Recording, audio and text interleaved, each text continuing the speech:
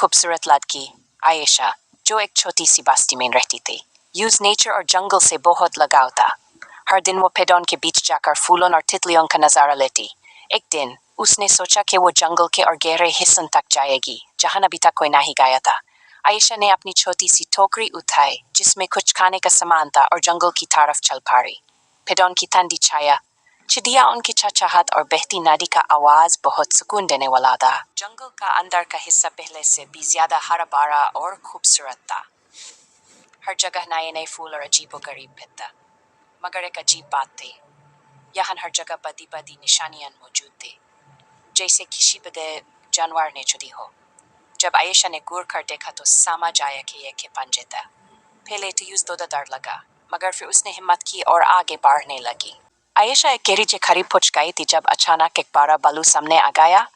बालू बहुत बड़ा और मजबूत था, लेकिन उसकी आंखों में एक उदासी सी थी। आयशा ने देखा कि बालू ने किसी भी तरह का नुकसान नहीं पहुंचाया, सिर्फ उसे देख रहा था। पहले तो आयशा बहुत डर गई, लेकिन फिर उसने धीरे धीरे समझ लिया कि यह बालू खतरनाक नहीं है। तुम यहाँ क्या कर रहे हो? आयशा ने धीरे से पूछा। बालू ने एक गहरी आंख भरी और बोला, मेरा नाम राजू है और मैं एक पुराने जादू का शिकार हूँ। पहले मैं एक इंसान, लेकिन एक बुरे जादूगर ने मुझे बालू बना दिया। अब सिर्फ एक सच्चा दोस्त ही मुझे इस जादू से आजाद कर सकता है। आयशा ने हैरानी से सुना और सोचा, अगर यह सच है तो मुझे इसकी मदद करनी चाहिए। आयशा ने बालू से पूछा कि कैसे तुम फिर से इंसान बन सकते हो?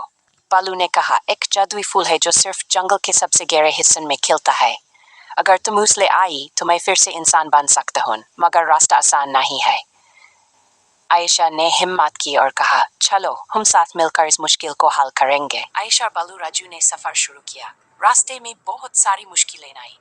कभी तेज हवा चली, कभी एक गहरा दरिया सामने आया, और कभी एक शैतानी बंदर उनका रास्ता रोकने लगा।